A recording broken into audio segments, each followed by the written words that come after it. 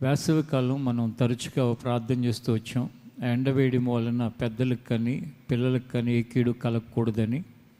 ఆ విషయంలో కూడా దేవుడు సహాయం చేసి ఆ వేడి వాతావరణ పరిస్థితులు ముగింపై మరలా ఋతుపవనాలు వస్తూ ఉండగా చల్లదనాన్ని అనుగ్రహించినందుకు దేవునికి స్తోత్రాలు చెల్లిద్దాం. హల్లెలూయా, హల్లెలూయా. ఎలా ఉన్నారు? మీరు అంతా బాగున్నారా? ఓకే. మీలో కొంతమందికి బాగున్నారా అని నేను అడగాల్సిన అవసరం లేని వాళ్ళు ఉంటారు.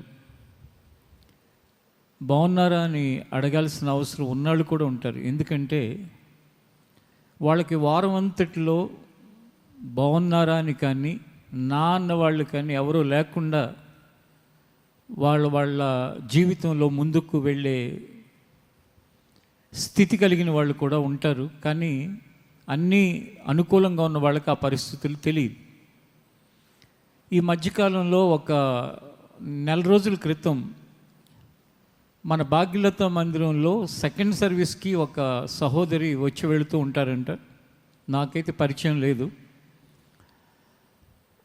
ఆవిడ ఆఫీస్కి ఫోన్ చేశారు, నా పరిస్థితి ఏం బాగాలేదు, నాకెవరూ లేరు అన్నప్పుడప్పుడు చెప్తూ ఉంటారు కదా.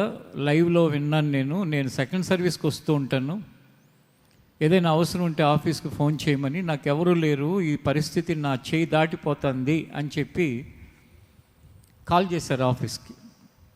చేస్తే అప్పుడు మన వాళ్ళు వెళ్ళి పరిస్థితి ఏంటని చూస్తే అరౌండ్ ఒక 30 సంవత్సరాలు అలా ఉంటాయి ఆ సహోదరికి. అమ్మ లేదు, నాన్న లేడు, ఈ కుటుంబస్తులు ఎవరు వివాహం కూడా కాలేదు, ఎవరు లేరు. ఎక్కడో కొన్ని వేల కిలోమీటర్ల దూరంలో వాళ్ళ సొంత గ్రామం, సొంత పరిస్థితులు. ఇక్కడ హైదరాబాద్ దగ్గర 10-15 సంవత్సరాల మధ్యలో ఎప్పుడో వచ్చి ఆవిడ బ్రతుకుతున్నారని తెలిసిన తర్వాత అప్పుడు హాస్పిటల్కి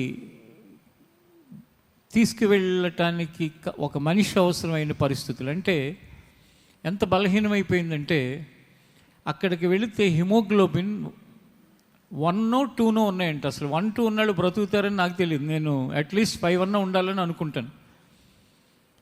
పూర్తిగా ఆ హిమోగ్లోబిన్ అంటే రక్తం అసలు ఏమీ లేకుండా ఆ డాక్టర్లు ఏమో ఇష్టం వచ్చినట్లుగా తిట్టారంట. అసలు ఏం మనిషివి నువ్వు, చూపించుకోకుండా ఏం చేస్తున్నావు అని చెప్పి.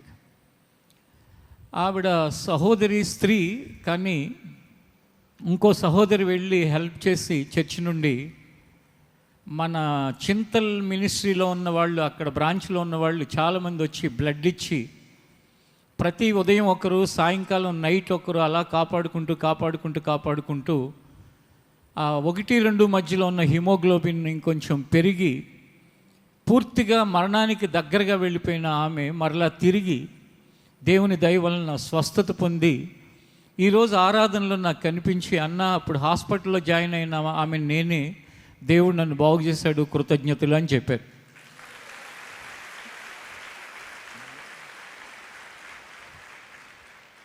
ఆ సహోదరి ఎవరికి బంధువని, ఆ సహోదరి ఎవరికి స్నేహితురాలని, ఆ సహోదరి ఎవరికి పరిచయం అని ఈ అన్నీ జరిగాయి. మనందరము ప్రభువైన యేసుక్రీస్తు రక్తం చేత కడగబడిన రక్త సంబంధులం.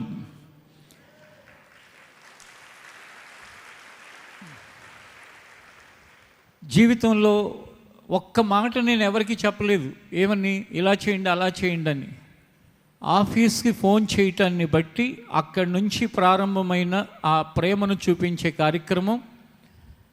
వాళ్ళు మార్నింగ్ షిఫ్ట్ అనుకోండి, నైట్ వచ్చి ఆమెని కేర్ తీసుకునేవాళ్ళు. నైట్ షిఫ్ట్ వాళ్ళు ఉన్నారనుకో, మార్నింగ్ వచ్చి కేర్ తీసుకునేవాళ్ళు. కుటుంబ సభ్యులు ఉంటే కూడా అంత జాగ్రత్త తీసుకుంటారో లేదో తెలియదు, కానీ సుమారు ఒక 10 నుంచి 12 మంది వెళ్ళి వచ్చి చూసుకుని బ్లడ్ ఇవ్వడానికి వెళ్ళి, ఆ హాస్పిటల్లోనేమో ఆ బ్లడ్ బ్యాంక్తో ఏదో లింక్ ఉందేమో తెలియదు. ఆ గాంధీ హాస్పిటల్లో వాళ్ళేమో బ్లడ్ తీసుకోవటానికి ఎవరైనా మన వాళ్ళు వెళ్ళినప్పుడు ఇప్పుడు బ్లడ్ తీసుకునేటానికి ఎవరు లేరు, లేకపోతే ఇప్పుడు టైం అయిపోయింది అని చెప్పి తిరిగి పంపించేసేవాళ్ళు. అలాంటి టైంలో కొన్నిసార్లు బ్లడ్ బ్యాంక్ నుంచి బ్లడ్ తీసుకొచ్చి ఇచ్చి మన వాళ్ళు అంత జాగ్రత్తగా చూసుకుని ఆమె తిరిగి నిలబడటానికి. అంటే మనుషుల యొక్క పరిస్థితులు ఎలా ఉంటాయంటే, అమ్మ నీ వాళ్ళు ఎవరున్నారో చెప్పు, ఫోన్ చేస్తామంటే ఒక్క నెంబర్ కూడా ఇచ్చేది కదండి. వాళ్ళకేం చెప్పొద్దు అనేదండి. అయినా కూడా సహించుకుని ఓపిక పట్టి, ఎందుకంటే ఏమైనా జరిగితే ఆ మరణపు అంచుల్లోకి వెళ్ళినప్పుడు నానే వాళ్ళు ఎవరు లేనప్పుడు ఎవరో ఒకరికి ఇన్ఫామ్ చేయాలి కదా, చెప్పమ్మా అంటే చెప్పేది కాదని చాలా ఇబ్బందికరమైన పరిస్థితులన్నింటినీ ఎదుర్కొని అక్కడే ఉండి అవన్నీ చూసుకోవటానికి కారణం దేవుని యొక్క ప్రేమ. అందుకే బాగున్నారా అని అడిగే నేను ఈ మాట కొందరికి అసలు అవసరం లేదు, కానీ ఎక్కడో ఏమోలో ఏ ప్రక్కనో లేక లైవ్లో ఒంటరిగా నానే వాళ్ళు ఎవరూ లేకుండా కూర్చున్న వాళ్ళ యొక్క జీవితంలో వాళ్ళ కన్నీటిని తుడుస్తుంది, వాళ్ళకి ఆదరణ కలుగు చేస్తుంది, వారి జీవితానికి మేలు జరుగుతుంది. కాబట్టి మీరు కూడా దేవుని యొక్క ప్రేమ కలిగిన వారై, దేవుని మనస్సు కలిగిన వాళ్ళై, కేవలం దేవుని మందిరంలో ఉన్నవాళ్ళనే కాదు, మీరున్న స్థలాల్లో కానీ, మీరు పనిచేసే స్థలంలో కానీ, మీరు ప్రయాణాలు చేసే స్థలాల్లో కానీ, వ్యాపారస్తులు అయితే ఎక్కడైనా కానీ కనీసం ఒక మంచి పలకరింపు ఒకటి నేర్చుకోగలిగితే మంచిది. పలకరింపు అంటే ఏంటంటే లోపల మనసులో లేకపోయినా నేర్చుకుని అడగమంటలేదు, మనసులో మనందరికీ ఉంటుంది. మనలో 99% మందికి ఎదుటి వాళ్ళ మీద ప్రేమ ఉంటుంది, కానీ మనలో ఎక్కువ మంది ఆ పలకరింపు రాదు. ఒకానొక సమయంలో నేను కూడా అలాంటి వాడిని. వాళ్ళ కోసం ఏం చేయటానికైనా సిద్ధమయ్యేంత ప్రేమ ఉంటుంది, కానీ పలకరించడం రానివాడిని. ఇప్పుడు పూర్తిగా వచ్చిందని కూడా నేను చెప్పట్లేదు, ఇప్పుడిప్పుడే కొంచెం కొంచెం నేర్చుకుంటున్నాను. కారణం ఏంటంటే మనం పుట్టి పెరిగిన వాతావరణంలో మనకు ఒక షై ఉంటుంది, సిగ్గుంటుంది, అయ్యో అట్లా పలకరిస్తే ఏమనుకుంటారనిపిస్తుంది. కానీ మీలో ప్రతి ఒక్కరూ కూడా హృదయంలో ఎటువంటి అరమరికలు లేకుండా, ఎటువంటి స్వార్థం లేకుండా, ఎటువంటి కుట్రలు కుతంత్రాలు లేకుండా ప్రతి మనిషిని నిస్వార్థంగా పలకరించి ప్రేమించి వాళ్ళ యోగక్షేమాలు కనుక మీరు జీవితంలో మీరు చూసుకోగలిగితే, మీ వంతులైనంత మటుకు మీకున్న సమయం ప్రకారం, మీకున్న పరిస్థితుల ప్రకారం పరలోకపు ఆనందాన్ని ఈ భూమి మీద మనుషులు అనుభవించేటట్లుగా చేసే సామర్థ్యం, శక్తి దేవుడు మనకు అనుగ్రహిస్తాడు. అట్టి మనస్సు మన అందరికీ దయచేయునుగాక. హల్లెలూయా.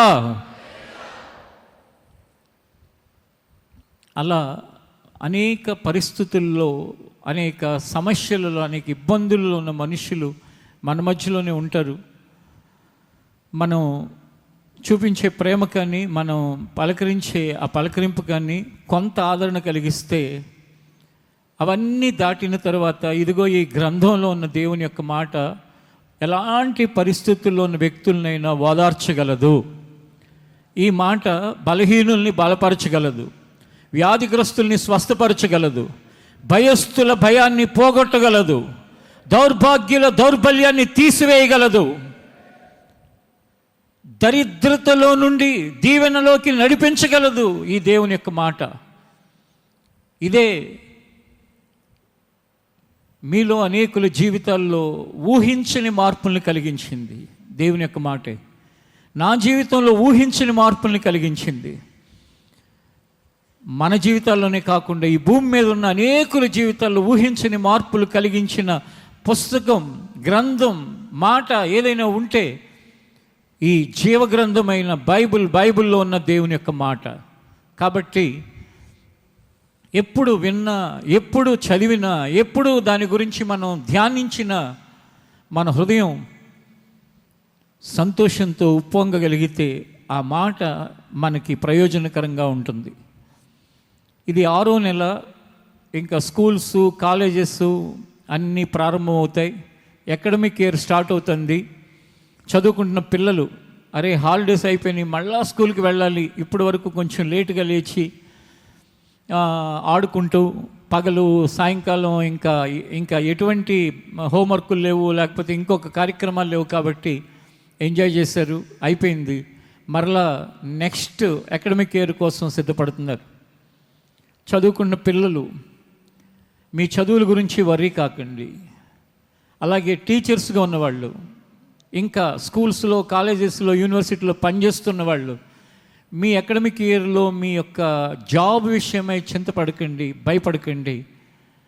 అలాగే ఇంకా పేరెంట్స్ ఉంటారు, మళ్ళా సంవత్సరం స్టార్ట్ అయిందంటే ఫీజులు కొన్ని మరలా ఎక్కడి నుంచి సర్దుకోవాలి. ఆ ఫీజులు ఆల్రెడీ సమృద్ధిగా ఉన్న వాళ్ళకి అది పెద్ద విషయం కాదు. ఆ మధ్యతరగతి కుటుంబాలు, చిన్న చిన్న ఉద్యోగాల్లో ఉన్న పరిస్థితులు ఉన్న వాళ్ళు మళ్ళీ స్కూల్కి వెళ్ళి ఆ మేనేజ్మెంట్తో మాట్లాడి ఒక 3 ఇన్స్టాల్మెంట్లుగా కడతానని, లేక మరలా కడతానని, అలా అనేక విధాలైన ఇబ్బందులు గుండా మన ప్రయాణాలు, మన యొక్క జీవితం ముందు కొనసాగుతూ ఉండొచ్చు. కానీ ఓపికతో ఉండు. ఈ నీ శ్రమ మరొక రోజున నీ జీవితానికి విడుదలగా మార్చే రోజు ఒకటి దేవుడిస్తాడు.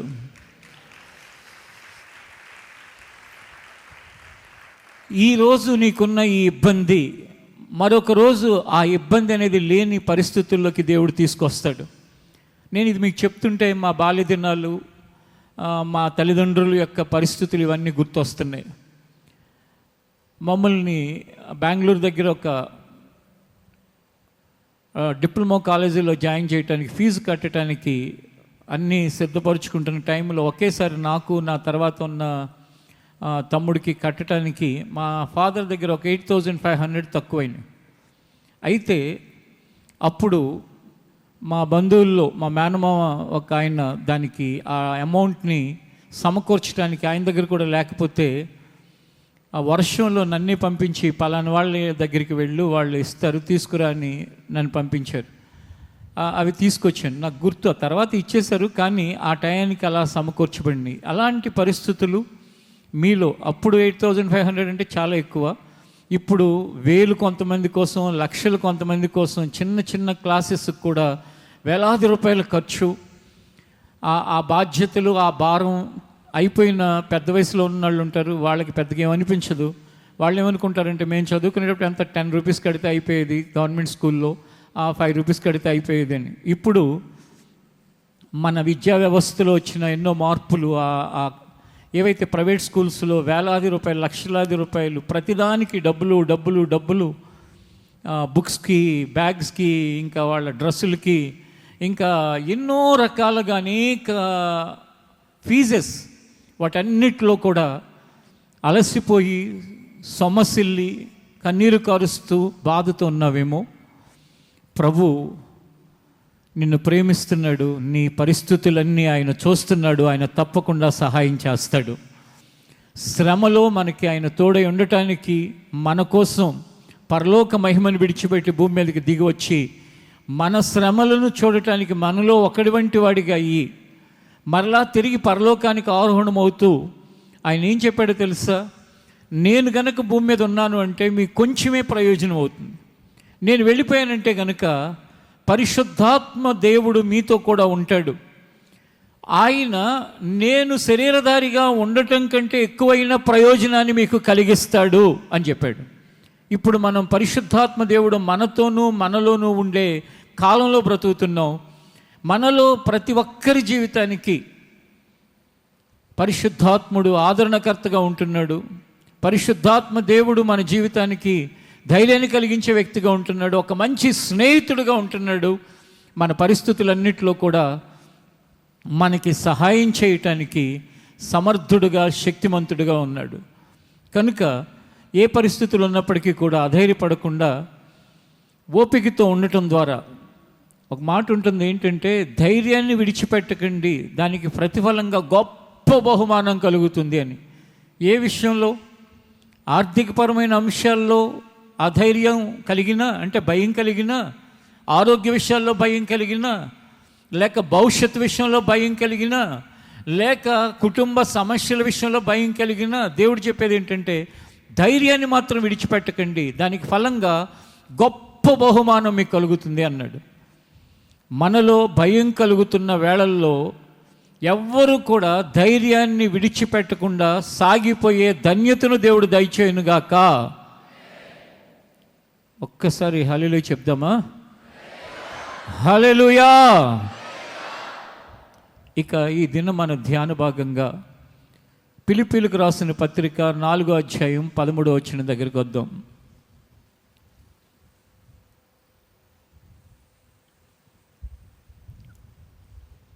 నన్ను బలపరచువాని అందే నన్ను బలపరచువాని అందే నేను సమస్తమును చేయగలను. నేను చెప్తాను ఒకసారి, నా వెనక మీరు కూడా చెప్పండి. నన్ను బలపరచువాని అందే నేను సమస్తమును చేయగలను. ఈసారి మీ స్వరంలో కొంచెం కూడా తగ్గకుండా, మీకు గట్టిగా అరిస్తే ఎంత పిచ్చి వస్తుందో అంత పిచ్చితో చెప్పాలి. నన్ను బలపరచువాని అందే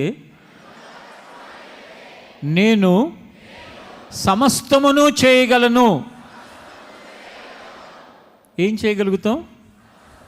సమస్తమును చేయగలుగుతాం. ఇప్పుడు కొంతమంది వాళ్ళ భవిష్యత్తుని గురించి, వాళ్ళ జీవితాన్ని గురించి బాగా వరి అయిపోతూ ఉంటారు.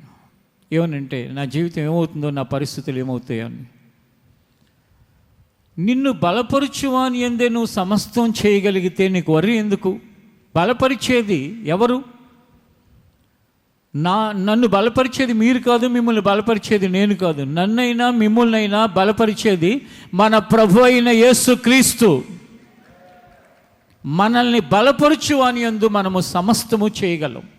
మనందరం పాత్రలు మాత్రమే. ఆయన ఏదైతే మీతో మాట్లాడాలని అనుకున్నాడో, నాతో మాట్లాడాలని అనుకున్నాడో, ఆ మాటల్ని, ఆయన మాటను పంపించటానికి ఒక సాధనాన్ని మాత్రమే నేను, అంతే. అవి నా మాటలు కాదు. అలాగే దేవుడి పనిలో మీరు ఏ ఏ విషయాల్లో ముందుకు వెళుతున్నారో వాటి అన్నింటిలో జస్ట్ మీరు సాధనం మాత్రమే, కానీ చేసేది దేవుడు. మనము మనల్ని బలపరచువాని అందే సమస్తము చేయగలుగుతాం. ఇది అపోస్తలుడైన పౌలు ఫిలిప్పీ సంఘానికి ఉత్తరం రాస్తూ ఈ మాట చెప్పాడు. సహజంగా చదువుకునే రోజుల్లో నీకు చదువు రాదు, నువ్వు వేస్ట్ అంటారు. కొన్నిసార్లు తల్లిదండ్రులు అంటారు, మరికొన్నిసార్లు మన స్కూల్లో ఉన్న టీచర్స్ అంటారు వేస్ట్ అని చెప్పేసి. కానీ నిజంగా నువ్వు వేస్టే, కానీ వేస్ట్ అయిన నిన్ను బెస్ట్గా చేయగలిగిన బలవంతుడు మన దేవుడు. బైబిల్లో ఉన్న కొందరి జీవితాలను మీరు చూస్తే మీకు ఆశ్చర్యం కలుగుతుంది. ఏంటంటే ఆశ్చర్యం, వీడు చేయగలడు, ఈమె చేయగలదు, వీళ్ళు చేయగలుగుతారు అనుకున్న వాళ్ళందరూనేమో చేయలేక చతికిలు పడిపోయారు. ఏమీ చేయలేరు అనుకున్నవారు దేవుని యొక్క బలం చేత శక్తిమంతులుగా మార్చబడ్డారు. దావీదు తండ్రి పేరు యెష్షయి. ఈ యెష్షయి అనుకున్నాడు, ఈ పెద్దవాడు ఎలియాజరు వీళ్ళు పర్వాలేదు, బాగానే ఉన్నారు, వీళ్ళు ఏదైనా చేయగలుగుతారు, వీడు సైన్యంలో ఉంటే బాగుపడతాడు, వీడు సైన్యాధికారి అవుతాడో, మరి ఇంకేమైనా గొప్ప పదవిలోకి వెళతాడు. కానీ ఈ చిన్నోడు ఉన్నాడు, వీడు ఏం చేయలేడు, వీడు గొర్రెలు కాస్తే వీడు బాగుంటుంది అని చెప్పి గొర్రెల దగ్గరికి పంపించాడు. అంటే వాళ్ళ తండ్రి అనాలిసిస్ అది.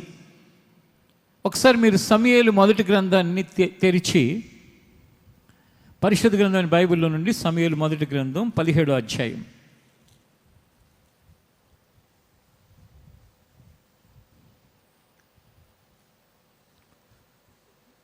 28వ వచనం. అతడు వారితో మాట్లాడునది అతని పెద్దన్నయ్యగు ఎలియాబునకు వినబడగా, ఎలియాబునకు వినబడగా అంటే చూడండి, దావీదుకి ఒక అన్న ఉన్నాడు, అతని పేరు ఎలియాబు. వాళ్ళ తండ్రి ఏమనుకున్నాడంటే, ఈ ఎలియాబు అనే వ్యక్తి సైన్యంలో ఒక మంచి స్థాయికి వెళ్తాడు, తెలివి గలవాడు, బాగా జ్ఞానం గలవాడు, శక్తిమంతుడు, ఈ వ్యక్తిని సైన్యంలోకి పంపిద్దాం అనుకున్నాడు. దావీదునేమో గొర్రెల దగ్గరికి పంపించాడు. మీలో బైబిల్ తెలిసిన వాళ్ళకి తెలుసు, ఒకరోజు యుద్ధం జరుగుతున్నప్పుడు, అంటే అది ఒక రోజు కాదు, కొన్ని రోజుల పాటు, 40 దినాల పాటు అది జరుగుతూనే ఉంది. అంటే యుద్ధం జరగట్లా, యుద్ధం కోసం సిద్ధంగా ఉన్నారు. కానీ యుద్ధంలో ఒకవైపు వ్యక్తి ఏమంటున్నాడంటే, సైన్యం యుద్ధం చేసేవాళ్ళం ఇంతవరకు, అవన్నీ వద్దు, కానీ ఇప్పుడు నా ఒక్కడితో గెలవండి చాలు, మీరు ఎవరైనా మీలో ఒకటి రండి, నాతో యుద్ధం చేయండి, మీరు గెలిస్తే, మీ వాడు గెలిస్తే మీరు గెలిచినట్టు, నేను గెలిస్తే నేను గెలిచినట్టు, అంటే మా రాజ్యం గెలిచినట్టు. ఎవరెవరికి యుద్ధం జరుగుతుందంటే, ఇశ్రాయేలీలకి ఫిలిష్తీయులకి యుద్ధం జరుగుతుంది. అప్పుడు ఏం చేశాడంటే, ఈ దావీదు తండ్రి అయిన యెష్షయి అన్నలు ఎలా ఉన్నారో చూసి రమ్మని కొన్ని రొట్టెలు, కొన్ని జున్నుగడ్డలు, కొన్ని తినుబండారాలు ఇచ్చి ఆ యుద్ధం దగ్గరికి పంపించాడు. పంపించేసరికి అటువైపున ఇశ్రాయేలు ప్రజలకు, అనగా దేవుని ప్రజలకి శత్రువు కేకలు వేస్తున్నాడు. ఏమనంటే, రండ్రా ఎవడైనా వచ్చేవాడు ఉంటే నాతో యుద్ధం చేయండి, చూసుకుందాం అని. అందరూ ఏమి క్యాలిక్యులేషన్స్ వేసుకుంటున్నారంటే, ఆ వ్యక్తి ఏమో చాలా హైట్గా ఉన్నాడు, మనం సరిపోం. అందరి క్యాలిక్యులేషన్ ఇదే. మనం కూడా ఎవరితో అయినా ఏదైనా చేయాలనుకున్నప్పుడు క్యాలిక్యులేట్ చేసుకుంటాం, నా వల్ల అవుతుందా, నేను చేయగలనా. అందుకెందుకు దేవుని యొక్క సేవే ఉంది. ఎంతోమంది యథార్థంగా బ్రతికే వాళ్ళు దానికి దూరంగా వెళ్ళిపోతూ ఉంటారు. కారణం ఏంటంటే, అబ్బో ఇదంతా మన వల్ల కాదు, కానీ ఈ అవమానాలు, నిందలు, ఈ ఇబ్బందులు, ఈ హేళన. ఎందుకంటే దేవుని దగ్గరికి వచ్చి, దేవుని మందిరానికి వచ్చే వ్యక్తి ఎప్పుడైనా ఏదైనా అనొచ్చు, కానీ ఆ సేవ యథార్థంగా చేసేవాడు ఎవరిని అనకూడదు. అవసరమైతే వచ్చేవాడు ఇక్కడ కాకపోతే ఇంకో చోట ఎక్కడైనా తిరుగుతాడు, కానీ ఆ సేవ చేసేవాడు తాను దేవుని యొక్క పనికి పిలువబడి ఆ ఏర్పరచబడుతున్న ఆ 2, 4, 10 మందో 20 మందో ఆ పరిచర్య ఎంత డిస్టర్బ్ అయిపోయింది అనుకోండి, ఆ పునాది సరిగా లేకపోతే అది చివరికి పునాది లేకుండా అది కూడా అస్థిరంగానే ఉండిపోద్ది. అంటే ఇతనికి ఓన్లీ వన్ ఆప్షన్, కానీ వాళ్ళకి మాత్రం సో మెనీ ఆప్షన్స్. అందుకే చాలామంది యథార్థంగా బ్రతుకుదాం అనుకున్న వాళ్ళందరూ ఏం చేస్తారంటే, అబ్బాయి అంతా మనకి ఎందుకు, కానీ మనదేదో మనం చూసుకుందాం. ఇప్పుడు పాపం సేవ చేసే వాళ్ళ పరిస్థితులు ఎలా ఉంటాయంటే, నాలాంటి వాడిని అంటానికి ఉండదు, కానీ వాళ్ళ పిల్లల్ని పట్టుకుంటారు, వాళ్ళు వేసుకునే బట్టల్ని విమర్శిస్తారు, వాళ్ళ భార్యలను విమర్శిస్తూ ఉంటారు, వాళ్ళ కుటుంబాలను విమర్శిస్తూ ఉంటారు. ఇక వాళ్ళని మామూలుగా ఆడుకోరు. అంటే వాళ్ళందరూ చాలా మంచి వాళ్ళని నేను సర్టిఫికేట్ ఇస్తున్నానని కాదు, కానీ ఎన్నో రకాలుగా మాట్లాడుతూ ఉంటారు. అందుకే యథార్థంగా ఉన్న వాళ్ళు అందరూ సైడ్ అయిపోతే ఇలాంటి దేవుని యొక్క పని కోసం ఎవరు మిగులుతున్నారంటే, మోసం చేసి ఎవడేమనుకుంటే నాకెందుకు, ఎవరేం మాట్లాడితే నాకెందుకు, నా ఇష్టం వచ్చినట్టు నేను బ్రతుకుతాను, నా ఇష్టం వచ్చినట్టు నేను చేసుకుంటా, నేను, నా పిల్లలు, నా భవిష్యత్తు నాకు ముఖ్యం అనుకునే స్వార్థపరులు ఎంటర్ అయిపోతున్నారు. వారిలో కొందరికి మారు మనసు కూడా ఉండట్లా. వాళ్ళలో కొంతమంది వ్యసనాల్లో నుండి బయటపడటం కూడా లేదు. కారణం ఏంటంటే, మారు మనసు ఉంటే కదా బయటపడటానికి. ఇది చాలా దుఃఖకరమైన విషయం, వేదనకరమైన విషయం. అయినా మనం ఏం చేయలేము. ఎందుకంటే ఏదైనా చేయటానికి పైన ఉన్నవాడికి ఒక్కడికి అధికారం, ఆ స్థానంలో ఉన్నాడు. అయితే ఇలాగున ఏం చేయలేని పరిస్థితులలో ఉన్న మనుషుల యొక్క జీవితాలలో ఏమీ చేయలేము, నా వల్ల కాదు అని యథార్థంగా బ్రతికే వాళ్ళు అందరూ అనుకుంటారు. కారణం ఏంటంటే, అది గొప్ప పని, దేవుని పని అంటే నా వల్ల కాదు. నన్ను అనేక మంది దేవుని యొక్క పని కొరకు నువ్వు ముందుకు రావాలని చెప్పి తొందర చేస్తున్న వాళ్ళు ఉన్నారు. నా ఆసక్తిని చూసి, నేను దేవుని సంఘంలో బ్రతికిన విధానాన్ని చూసి, చిట్ట చివరికి ఒకసారి అయితే మీలో ఎక్కువ మందికి తెలిసి ఉంటుంది ఆ దైవజనుడని చెప్తున్నాను. ఏసన్న గారు అనే ఆ దైవజనుడు కూడా ఒకనొక టైంలో ఆ బిజినెస్ లైన్ని మానేసి ఎందుకు సేవకురా అని చెప్పేసి చాలా గట్టిగా ఒకసారి చెప్పారు. అయినా ఆయన మాట కూడా నేను వినలా అప్పుడు. కారణం ఏంటంటే, అబ్బాయి ఇదంతా మనకు వద్దులే, కానీ ఎందుకంటే ఈ దీనిలో రకరకాల పరిస్థితులు ఇవన్నీ మనకెందుకని చెప్పి. అంటే మన వల్ల కాదు అనే భావం సేవ చేసే వాళ్ళకు ఉంటుంది. మన వల్ల కాదు అనే భావం కొన్నిసార్లు ఉద్యోగాల్లో ఉన్న వాళ్ళకు ఉంటుంది, వ్యాపారాలు చేసే వాళ్ళకు ఉంటుంది, లేక ఒక చదువుకునే పిల్లలకు ఉంటుంది. అంత మాత్రం చేత అధైర్యపడాల్సిన అవసరం లేదు. ఒకటి మనకుంటుంది, రెండవది మన ఇంట్లో వాళ్ళకు ఉంటుంది, మూడవది సమాజంలో ఉన్న వాళ్ళకు కూడా ఉంటుంది. వీళ్ళ వల్ల ఏం కాదని. దావీదు విషయంలో కూడా దావీదు తండ్రికి ఉంది, ఏమని ఉందంటే, వీడు గొర్రెలు కాసుకుంటాడు, చిన్నోడు కదా, అమాయకుడు, వీడు ముక్కుసూటి మనిషి, వీడు అట్లాంటి చోటకి పనికిరాడు, ఈ గొర్రెలు కాసుకుంటే అయిపోద్దని చెప్పి గొర్రెల దగ్గరికి పంపించాడు. మెతగ్గాను, ముక్కుసూటిగాను, పద్ధతిగాను బ్రతికే వాళ్ళు చాలా విషయాల్లో పనికిరారు అని అనుకుంటారు. ఎందుకంటే పద్ధతిగా ఉంటే చాలామందికి నచ్చదు కాబట్టి. లౌక్యంగా ఉంటే చాలామందికి నచ్చుతాం, అవసరమైతే వాళ్ళ కిడ్నీలు కూడా ఇచ్చేస్తారు. అందుకే పౌలు అంటాడు, గత రాత్రి ఎప్పుడు మీకు ఒకసారి చూపించాను, ఏమనంటే నిజము మాట్లాడి మీకు శత్రువుని అయితినా అంటాడు. అలాగున ఇతను పనికిరాడు అని వాళ్ళ నాన్న అనుకున్నాడు.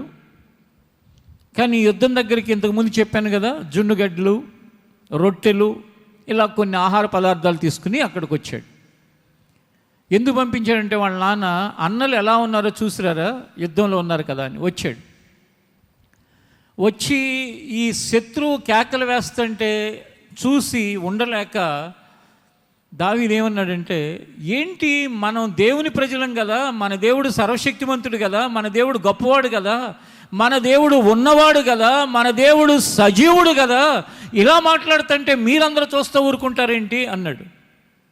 అంటే వాళ్ళందరూ ఏం మాట్లాడలే.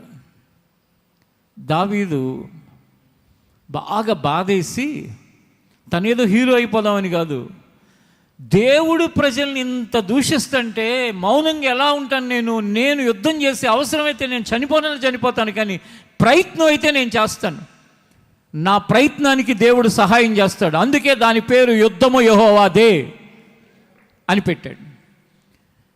అలా సిద్ధపడుతున్న టైంలో నుండి వాళ్ళ అన్న ఏమన్నాడో చదవండి అక్కడ. అతడు వారితో మాట్లాడున్నది అతని పెద్దన్నయ్యగు ఏలీయాబునకు వినబడగా ఏలీయాబునకు దావీదు మీద కోపము వచ్చి అతనితో నీవిక్కడికి ఎందుకు వచ్చితివి అరణ్యములోని ఆ చిన్న గొర్రె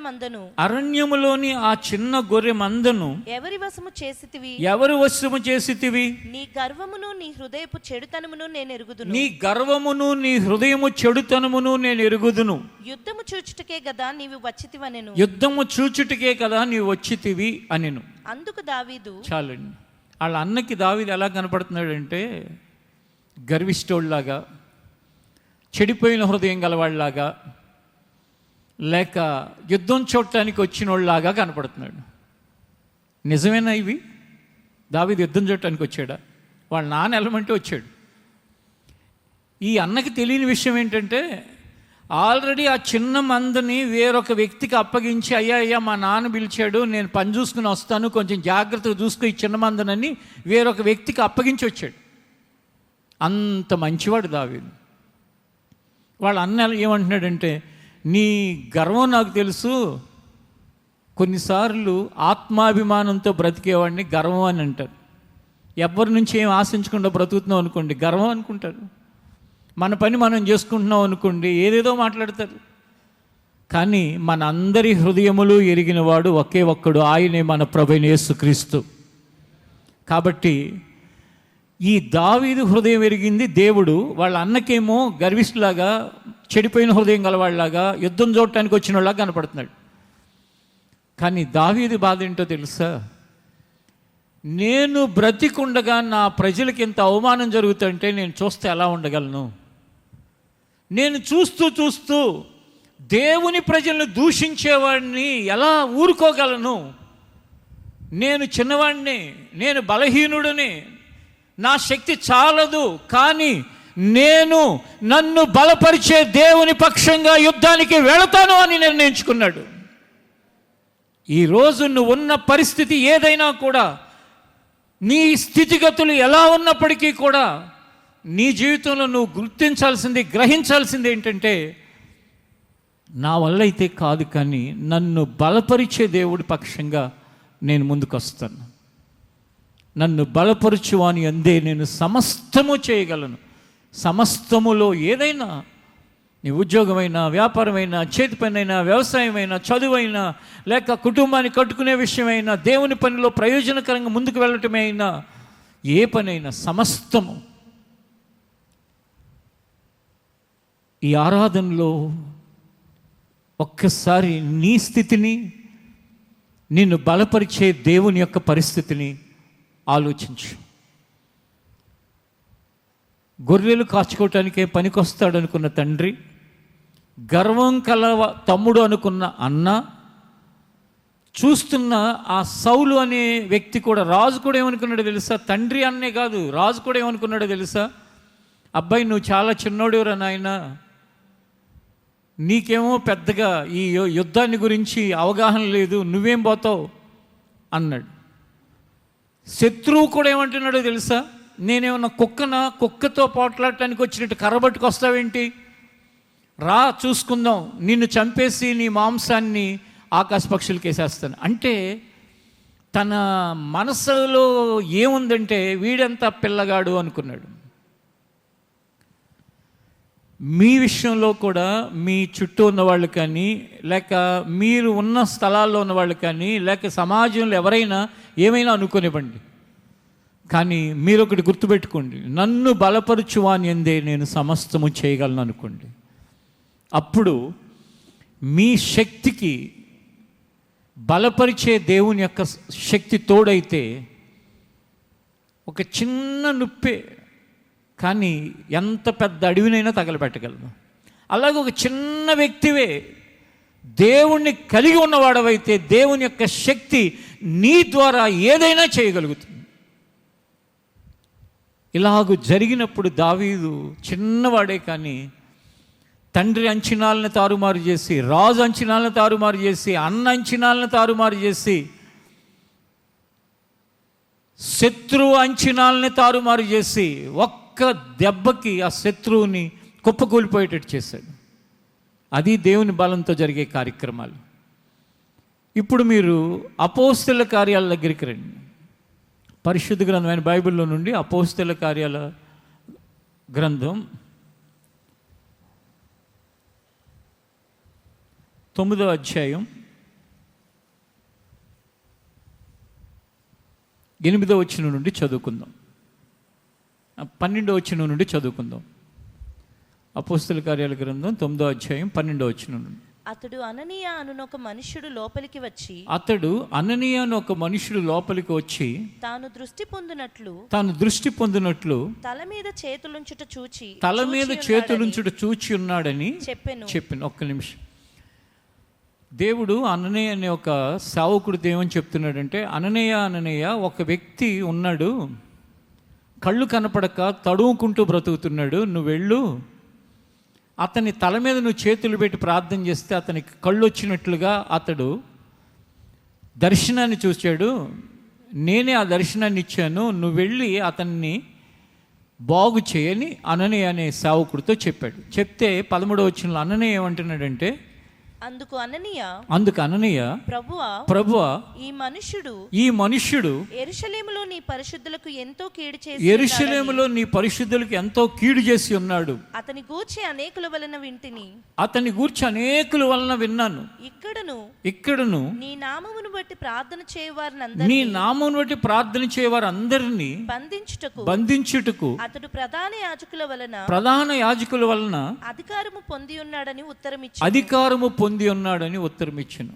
దేవుడేమో ఆ సేవకుడితో అంటున్నాడు, అక్కడ సౌలు అనే ఒక వ్యక్తి ఉన్నాడు, కళ్ళు కనపడకుండా తడుముకుంటున్నాడు, వెళ్ళి ప్రార్థన చేసిరా అంటున్నాడు. సేవకుడు ఏమంటున్నాడంటే, అమ్మో ఆ వ్యక్తి నిన్ను నమ్మిన వాళ్ళని ఎంతోమంది పరిశుద్ధులు కీడు చేశాడు, ఇక్కడికి కూడా ఎందుకు వచ్చాడంటే అనేక మందిని హింసించటానికి బాధించటానికి వచ్చినవాడు, ఆల్రెడీ అధికారుల వలన అతను పర్మిషన్ కూడా తీసుకున్నాడు అని అంటున్నాడు. అంటే ఈ అననీయకి సౌలు ఎలా కనపడుతున్నాడంటే పరిశుద్ధుల్ని హింసించే వ్యక్తిగా, బాధించే వ్యక్తిగా, కష్టపెట్టే వ్యక్తిగా కనపడుతున్నాడు. కానీ ఆ సౌలుని దేవుడు దర్శించి పౌలుగా మార్చి ఆయన బలముతో ఆ తర్వాత కాలంలో ఏం చేశాడో తెలుసా? వేలాది మందిని ప్రభువులోకి నడిపించడానికి, ఈ దినాలలో అయితే కోటాను కోట్ల మంది పౌలు గారి పత్రికలను బట్టి ఈ భక్తిలో ముందుకు వెళ్ళటానికి ఒక సాధనంగా దేవుడు ఏర్పరచుకున్నాడు. అంటే ఒకప్పుడు దోషకుడు, ఒకప్పుడు హింసకుడు, ఒకప్పుడు హానికరుడు, ఒకప్పుడు ఎందుకు పనికిరాని వాడు, సేవకుడు కూడా భయపడుతున్నాడు, అమ్మో ఈ సౌలు అనేవాడు దుర్మార్గుడు, అమ్మో ఈ సౌలు అనేవాడు హింసించడానికి వస్తున్నాడు, బాధ పెట్టడానికి వస్తున్నాడు అని. కానీ ఆ సౌలును పౌలుగా మార్చిన తర్వాత పౌలు ఏమంటాడంటే, నేనేమై ఉన్నానో అది దేవుని యొక్క కృప వల్లనే అయ్యున్నాను.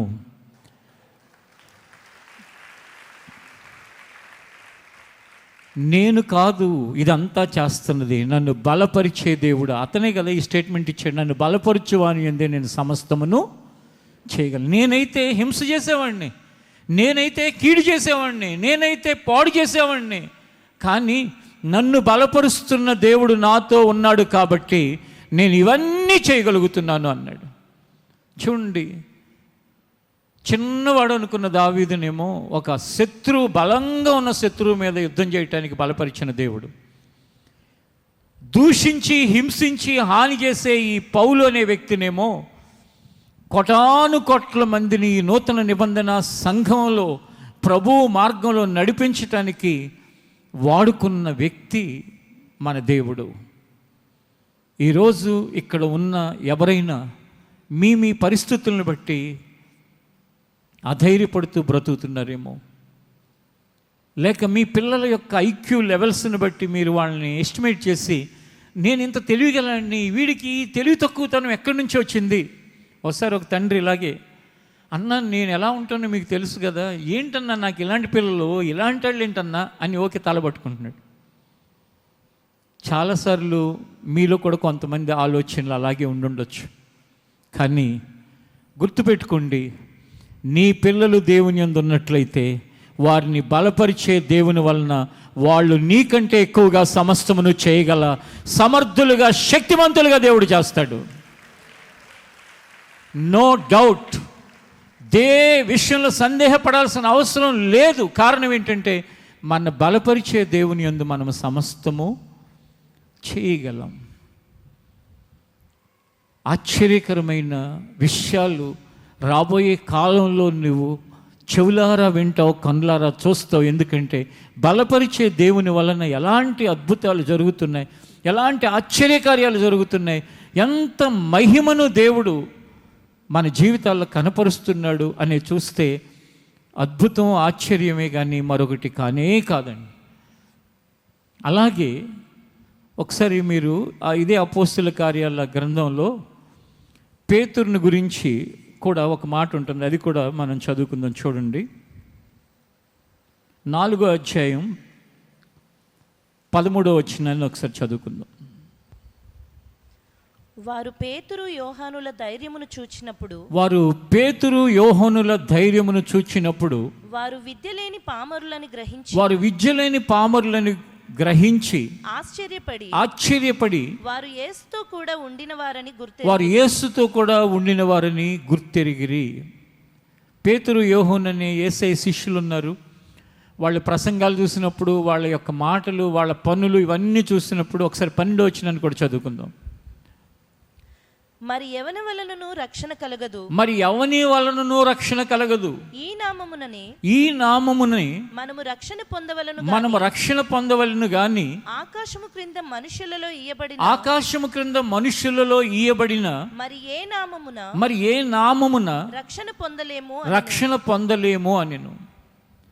ఏ నామమున రక్షణ లేదు, ఎవని వలనను రక్షణ కలగదు. పైన ఆకాశం అందే కానీ, క్రింద భూమి అందే కానీ, మనుషులు ఇవ్వబడిన ఏ నామమున రక్షణ లేదు, ఒక్క యేసు నామంలో రక్షణ ఉంది అని చెప్తున్నారు వీళ్ళు. చెప్తుంటే అందరూ చూసి, ఏంటి వీళ్ళకి ఇంత ధైర్యం ఎక్కడి నుంచి వస్తుంది, అసలు వీళ్ళు ఏం భయం లేకుండా ఎలా చెప్తున్నారు, అమ్మో ఇంత స్థిరంగా ఎలా చెప్తున్నారు వీళ్ళు అని ఆలోచించి, వాళ్ళు చదువు లేని వాళ్ళు అని కూడా గ్రహించి, అయినప్పటికీ కూడా వాళ్ళు యేసు ప్రభుతో పాటు ఉన్నారని గుర్తుపెట్టారంట. అంటే విద్య లేని వారే కావచ్చు పేతురు, విద్య లేని వాడే కావచ్చు యోహాను, చేపలు పట్టుకునే వృత్తిలో వాడే కావచ్చు పేతురు. కానీ దేవుడు వారిని బలపరిచినప్పుడు వారు దేవుని యొక్క పనిలో ముందుకు వెళుతూ ఉంటే, ఒక్క ప్రసంగం, పేతురు ప్రసంగం 3000 మంది హృదయాల్ని కదిలించి అప్పుడే ప్రభువుకి తమను తాము అప్పగించుకుని బాప్తిసం పొంది రక్షించబడ్డారు. కారణం ఏంటి అంటే వారిని బలపరిచే దేవుని మీద వారు ఆధారపడ్డారు. కాబట్టి మీలో కూడా ప్రతి ఒక్కరి జీవితం ఈ 6వ నెల మొదటి ఆదివారం మీరు కొన్నిసార్లు సరిగా మీ ఉద్యోగంలో ముందుకు వెళ్ళలేకుండా ఉండొచ్చు. మీరు చేసే వ్యాపార పరిస్థితులు అటు ఇటుగా ఉంటూ ఉండొచ్చు. లేక మీ చేతి పనులు అంత కన్ఫ్యూజన్లోనూ, లేక అసలు ఈ ఫీల్డ్లో నేను ముందుకెళ్ళాలా లేకపోతే ఇంకోటి ఏదైనా చేసుకోవాలా, అసలు నేను ఏం చేయాలి, ఎలా ముందుకెళ్ళాలి అనిపిస్తూ ఉండొచ్చు. మనస్ఫూర్తిగా ఈ మాటను పట్టుకుని ఈ రోజు నుండి ప్రార్థన చేయడం ప్రారంభించండి. దేవా, నేనైతే చేయలేని వాడిని, చేయలేని దాన్ని, కానీ నీ వాక్యం ఆదివారమే మాట్లాడావు కదా, నా కోసమే మాట్లాడావు. దేవుని మాటలు ఎంత మనకి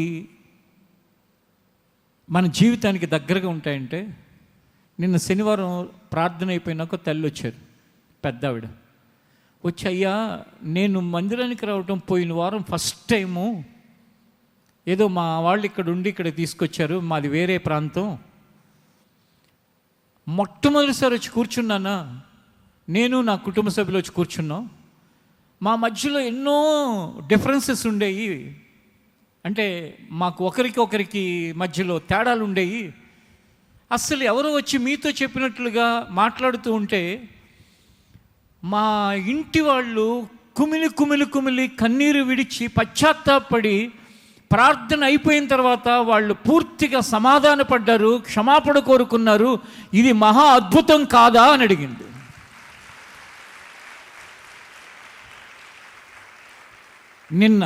నిన్న సాయంకాలం ప్రార్థన అయిపోయిన తర్వాత నేను కూడా ఎప్పుడు చూడలే వాళ్ళని. ఎవరు? మన హృదయ అంతరంగములు ఎరిగిన దేవుడు, మన బలపరిచే దేవుడు, మన బాగు చేసే దేవుడు, మన స్వస్థపరిచే దేవుడు, మనకి క్షేమాన్ని కలుగు చేసే దేవుడు జీవించి ఉన్నాడని స్థిరంగాను బలంగా నేను చెప్పదలుచుకున్నాను. మీలో ఎవరు ఏ మూల, ఏ మధ్యలో, ఏ ప్రక్కన లేక ఇక్కడెక్కడ లేకుండా ఈ లైవ్లో ఎక్కడో ఒంటరిగా సుదూర ప్రాంతంలో, సుదూర దేశంలో లేక ఒంటరిగా ఏదో ఒక అనాథగా ఉండి విన్నా నిన్ను చూస్తున్న దేవుడు నిన్ను బలపరచాలి అని అనుకుంటున్నాడు. ఆ బలపరిచేవాని యందు నువ్వు ఏదైనా చేయగలవు. ఆయన నీ జీవితంలో వాటి విషయమై సహాయం చేసి తీరుతాడు. పౌలు ఏదైతే చెప్పాడో, నన్ను బలపరచువాని యందే నేను సమస్తము చేయగలనని, నీ జీవితంలో నీకు అద్భుతం జరిగిన తరువాత, ఆ దీవెనకరమైన విషయాల్లో ముందుకు వెళ్ళిన తర్వాత, ఆశీర్వదించబడిన తర్వాత నువ్వు కూడా చెప్పగలుగుతావు, నన్ను బలపరిచే దేవుని వల్లనే ఇంత దూరం నేను వచ్చాను. బలపరచువాని అందే ఇక ముందు కూడా సమస్తము కూడా జరుగుతాయి, మీకు కూడా జరుగుతాయని ఇతరులకి చెప్పగలిగిన సామర్థ్యాన్ని, శక్తిని కూడి ఉన్న మీ అందరికీ దేవుడు దయచేయునుగాక. బలపరుచు దేవుని వలనే సమస్తము మన జీవితంలో ఆయన జరిగించునుగాక. మనం చేసే ప్రతి ఒక్కటి మన బలపరిచే దేవుని వలన నెరవేర్చబడునుగాక. ప్రార్థన చేసుకుందాం. లేచి నిలబడండి.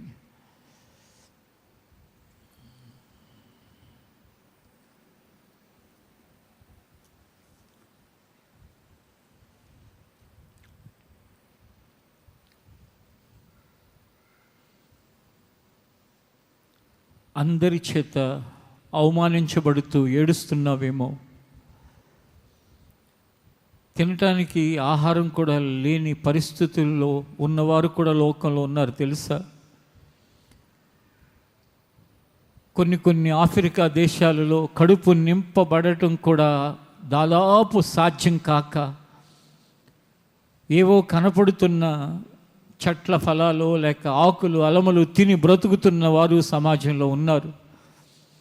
నీ జీవితం వాటికంటే ఎంతో ఆశీర్వాదకరంగానే ఉంది. కానీ అయినా నీకున్న సమస్యలు నిన్ను వేధిస్తున్నాయేమో, నిన్ను బాధిస్తున్నాయేమో, నిన్ను కృంగదీస్తున్నాయేమో, నీ ఓటమి నిన్ను వేదనకు గురి చేస్తుందేమో. ఇదిగో ఈరోజు దేవుడు నీతో చెప్తున్నాడు, నేను నిన్ను బలపరచడానికి నేనున్నాను. నీకు ఎవరు ఉన్నా ఎవరు లేకపోయినా నేను నీతో కూడా ఉంటాను. ఇక మీదట నువ్వు ధైర్యంగా నన్ను బలపరుచు, నా దేవుని వలన నేను సమస్తము సమస్తము సమస్తము చేయగలను.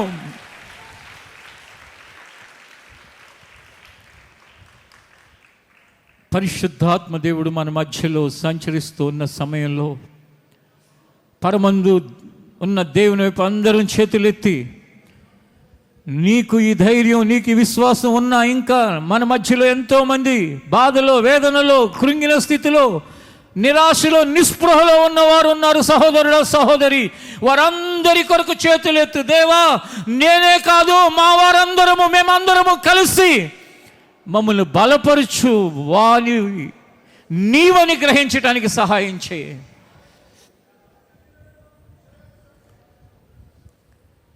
మమ్మల్ని బలపరచు, నీ యందు మేము సమస్తము చేయటానికి మమ్మల్ని సిద్ధపరచు. అందరం వెలుగెత్తి ప్రార్థన చేద్దాం దేవుని సన్నిధిలో. దేవా, మమ్మల్ని బలపరచు, నీ యందే మేము సమస్తము చేయాలి. నా ఉద్యోగంలో, నా చదువులో, నా వ్యాపారంలో, నా చేతి పనులలో, నా సేవలో, ఎప్పుడు ఎక్కడ ఏదైనా ప్రభువా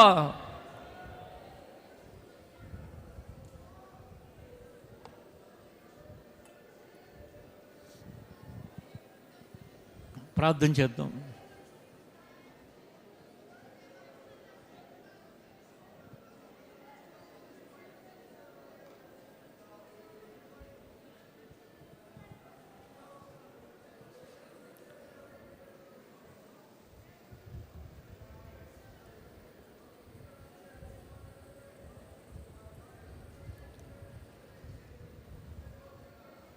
మనం మనని బలపరిచే దేవుని అందే సమస్తము చేయగలం.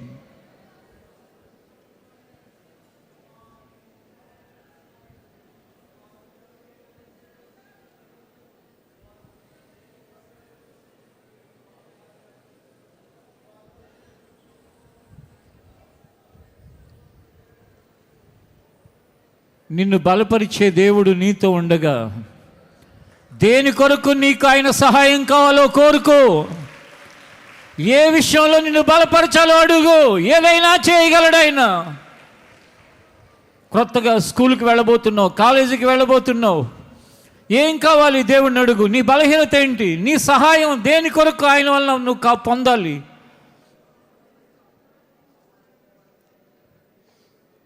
పిల్లల్ని చదివించటానికి నీ అవసరతలు ఏమున్నాయో దేవుని అడుగు. దేవా, నన్ను బలపరచు. ఏమైనా చేయగలవు కదా, మొత్తం మార్చగలవు. నీ నామముకే మహిమంతా తెచ్చుకొందువు. ఆమేన్, ఆమేన్. ఏమైనా చేయగలవు కదా, మొత్తం మార్చగలవు. నీ నామముకే మహిమంతా తెచ్చుకొందువు. ఆమేన్. యేసయ్యా, యేసయ్యా, యేసయ్యా, నీ ప్రక్కన నిలిచి ఈ క్షణం నిన్ను దర్శించే సమయం.